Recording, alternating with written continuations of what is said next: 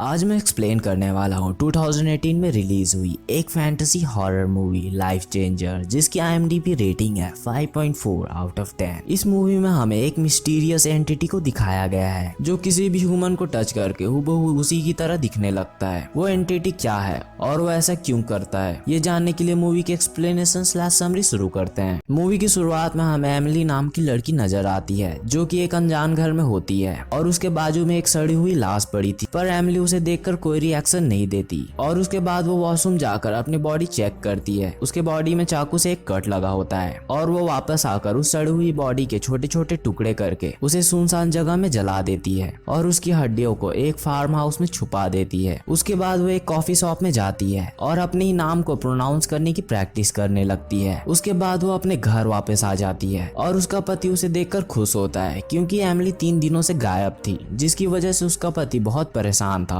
और उसने पुलिस में एमिली की मिसिंग की रिपोर्ट भी लिखवा दी थी। अब जबकि एमिली घर वापस आ गई थी, इसलिए उसका पति पुलिस को ये बताने के लिए कॉल करता है, पर एमिली उसे ऐसा करने से मना कर रही होती है। पर उसके ना मानने पर एमिली उसके गले पर चाकू से वार कर देती है, जिसके कारण वो मारा जाता है और एमिली उसकी बॉडी को भी उस पहली वाली बॉडी की तरह ठिकाने लगाती है। और उसके बाद वो मिरर में देखती है कि उसकी बॉडी में अजीब से निशान आ रहे हैं, जैसे कि वो सड़ रही हो। और अगले दिन एक पुलिस वाला एमिली के घर आता है उसके पति से ये पूछने के लिए उसने एमिली के आने की खबर क्यों नहीं दी।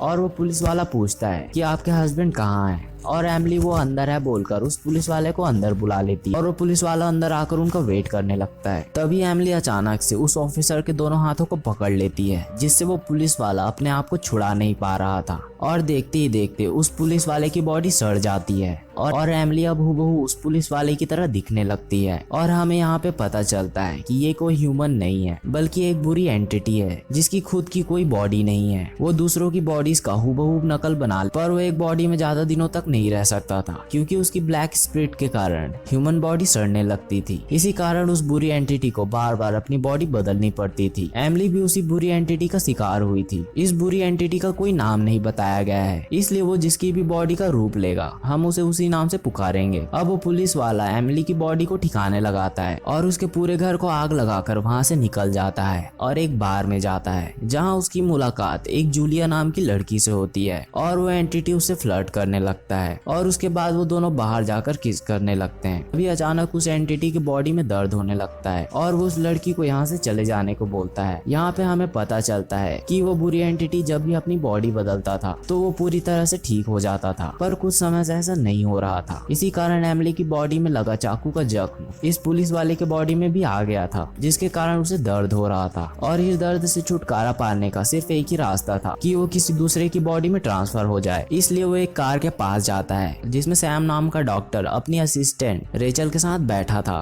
और उससे इंटीमेट होने की कोशिश कर रहा था, पर रेचल को ये बात अच्छी नहीं लग रही थी। और वो पुलिस वाला वहाँ आता है और सैम के सर पर गन तान देता है और रेचल को यहाँ से जाने को बोलता है। और वो बुरी एंटिटी उस पुलिस वाले की बॉडी से सैम की बॉडी में आ जाता है और सैम अपने घर आता है और बिना किसी को कुछ बोले सोने चला जाता है। और अगले दिन वो अपने क्लिनिक पहुंचता है जहाँ पर रेचल भी होती है और उस बुरी एंटिटी को सैम की मेमोरीज की वजह से याद आता है कि पिछली रात उसने रेचल के साथ जबरदस्ती करने की कोशिश की थी। उसके बाद वो अपने एक पेशेंट का ट्रीटमेंट करता है और उसके बाद एक रेस्टोरेंट में चला जाता है और बाहर उसे वही बार वाली लड़की जूलिया नजर आती है और वह एंटिटी उसका पीछा करने के लिए टैक्सी वाले को बोलता है, पर वो मना कर देती है, इसलिए वो उसका पीछा नहीं कर पाता और वो अपने घर आ जाता है जहाँ उसे सैम के बच्चों को देखकर बहुत अजीब सा लग रहा होता है। इसलिए वो वहाँ से निकलकर फिर से उसी बार में चला जाता है जहाँ वो जूलिया से मिलता है, पर जूलिया सैम को नहीं जानती, पर वो एंटिटी जूलिया से पहले भी मिल चुका था। और सैम जूलिया से किसी अनजान की तरह बातें शुरू करता है और उसे अपनी फैमिली के बारे में बताता है। और उसके बाद जूलिया भी सैम को अपनी फैमिली के बारे में बताती है कि हमारी भी एक हैप्पी फैमिली थी जिसमें मैं, मेरा पति रिचर्ड और हमारा 3 साल का छोटा बच्चा टाइलर था, पर टाइलर की किसी बीमारी की वजह से मौत हो गई। और उसके बाद मेरी और रिचर्ड के बीच दूरियां बढ़ने लगी और रिचर्ड ने मुझे एक रात के लिए सब कुछ भूलने को बोला बोला और हमने एक अच्छी रात बिताई। पर अगले सवेरे वो बिना कुछ बोले चला गया। जूलिया की ये स्टोरी सुनकर सैम इमोशनल हो जाता है, जैसे कि वो उसके पेन को फील कर सकता हो। उसके बाद सैम वॉशरूम जाता है, जहाँ वो देखता है कि उसकी बॉडी फिर से सड़ना शुरू हो गई है। इसलिए वो अपने घर नहीं जाता और एक होटल में रुकता है और उसकी बॉडी तेजी से सड़ने लगती है। इसलिए उसे जल्दी से किसी की बॉडी चाहिए थी और वो रेचल को कॉल करता है और यहाँ आने के लिए कन्विंस करने लगता है। पर रेचल पिछली रात सैम की बदतमीजी के कारण यहाँ पर नहीं आना चाहती थी, पर सैम के रिक्वेस्ट करने के कारण उसे यहाँ होटल में आना पड़ता है और वो सैम के कमरे के अंदर आती है और सैम उसे पकड़ लेता है और फिर से अपनी बॉडी ट्रांसफर करके रेचल का रूप ले लेता है। तभी रेचल के फोन पे टॉमी का कॉल आता है, जो कि उसका बॉयफ्रेंड था, और रेचल उसे बोलती है कि वो बस थोड़ी देर के लिए बाहर घूमने के लिए आई है। और वो एंटिटी फिर से सैम की बॉडी को ठिकाने लगाने के लिए उसकी बॉडी को उसी सुनसान इलाके में जला देता है और उसकी हड्डियों को उसी फार्म हाउस के नीचे छुपा देता है। पर इस बार ये सब करते हुए एक लेडी उसे देख लेती है। वो रेचल से बात करने की कोशिश करती है, पर रेचल बिना कुछ बोले चुपचाप यहाँ से निकल जाती है और अपने घर चली जाती है। और तैयार होकर वो फिर से उसी बार में चली जाती है, जहाँ पर फिर से उसे जूलिया नजर आती है, क्योंकि जूलिया रोजाना इसी बार में आया करती थी। जिस तरह मूवी में जूलिया को बार बार दिखाया जा रहा है, ये देखकर लग रहा है कि शायद जूलिया का उस एंटिटी के साथ कोई कनेक्शन होगा।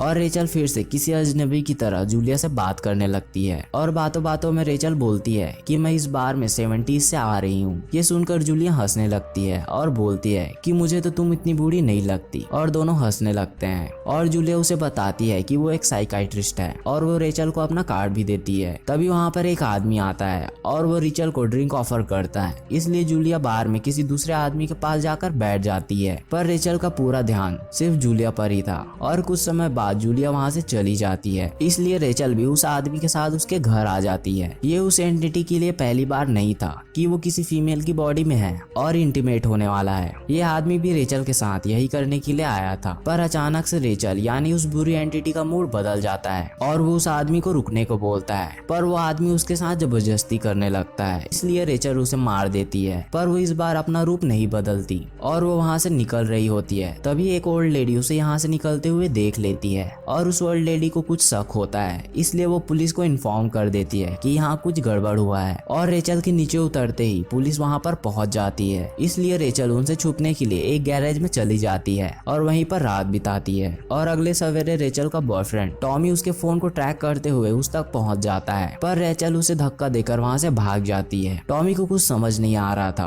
कि रेचल ने ऐसा क्यों किया, और रेचल उस कार्ड में दिए एड्रेस को देखकर जूलिया के ऑफिस के पास आ जाती है और देखती है कि जूलिया उसी बार वाले आदमी रॉबर्ट से मिल रही है। वो उसका नया बॉयफ्रेंड था। रेचल की बॉडी फिर से सड़ने लगती है, इसलिए रेचल उन दोनों का पीछा करने लगती है और जूलिया के जाने के बाद रॉबर्ट का पीछा करते हुए उसके घर तक पहुंच जाती है और उसे मारकर उसका रूप ले लेती है। और वो जूलिया को कॉल करता है और उसे अपने घर मिलने को बुलाता है और शाम को वो दोनों मिलते हैं और एक दूसरे के साथ इंटीमेट होने लगते हैं। इसी बीच जूलिया रॉबर्ट के पेट में लगी पट्टी के बारे में पूछती है। ये वही जख्म था जो एमिली की बॉडी में भी था और ये जख्म अभी तक की सभी बॉडीज में ट्रांसफर होते आया है। और रॉबर्ट कुछ बहाना बनाकर उसकी बात को टाल देता है और वो दोनों काफी अच्छा टाइम स्पेंड करते हैं। और रॉबर्ट वापस घर आकर असली रॉबर्ट की सड़ी हुई बॉडी को ठिकाने लगा देता है और जूलिया के घर के लिए निकल जाता है। वहीं दूसरी ओर जूलिया अपने घर में न्यूज देख रही थी, जिसमें उसी फार्म हाउस के बारे में बताया जा रहा था, जिसमें वो बुरी एंटिटी सभी डेड बॉडीज की हड्डियों को छुपाया करता था और पुलिस ने उन हड्डियों की मदद से उन लोगों की पहचान कर ली थी। इस जगह के बारे में उसी ओल्ड लेडी ने बताया था। तभी वहाँ पर रॉबर्ट आता है और वो जूलिया को ये न्यूज देखने से मना करता है,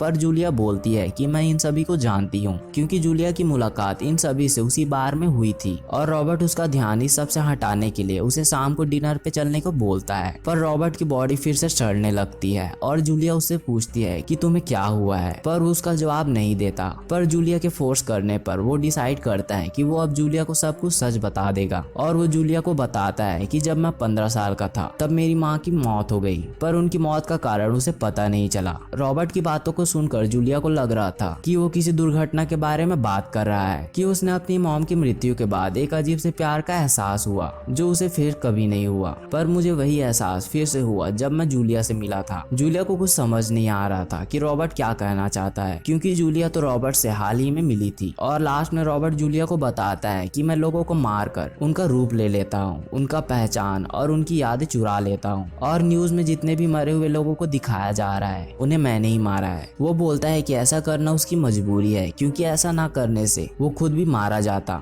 वो बोलता है कि मुझे खुद भी पता नहीं कि मैं क्या हूँ। पुराने समय के लोग मेरे जैसे लोगों को स्किन वॉकर कहते थे। और वो कन्फेस करता है कि मैंने ही तुम्हारे पति रिचर्ड को मारा था, और जो आखिरी रात तुमने अपने पति के साथ बिताई थी वो मैं ही था तुम्हारे पति की बॉडी में। यही कारण था कि जूलिया का पति उसे बिना कुछ बताए चला गया था, लेकिन इस सब की वजह से उसे जूलिया से प्यार हो गया था। इसलिए वो जूलिया से मिलने के लिए बार बार उसी बार में आया करता था। और जूलिया उसकी सच्चाई जानकर उसे काफी डरने लगती है और वहाँ से जाने लगती है। पर रॉबर्ट उसे रोकने की कोशिश करता है, पर जूलिया उसे मारने की कोशिश करने लगती है। तभी वो एंटिटी गलती से जूलिया का हाथ पकड़ लेता है, जिसके कारण वो जूलिया का रूप ले लेता है और जूलिया मारी जाती है। और वो एंटिटी जूलिया को इस हालत में देखकर बहुत दुखी होता है, क्योंकि वो जूलिया से सच्चा वाला प्यार करता था। और वो जूलिया के ही रूप में फिर से उसी बार में जाता है और ड्रिंक करने लगता है। और वो डिसाइड करता है कि अब से मैं किसी की भी जान नहीं लूंगा, और वो अपनी मौत के लिए तैयार था। और अगले दिन फिर से उसकी बॉडी सड़ने लगती है, पर इस बार वो किसी और की जान नहीं लेने वाला था, और उसकी बॉडी पूरी तरह से सड़ जाती है और एक बड़े से कुकून का रूप ले लेती है।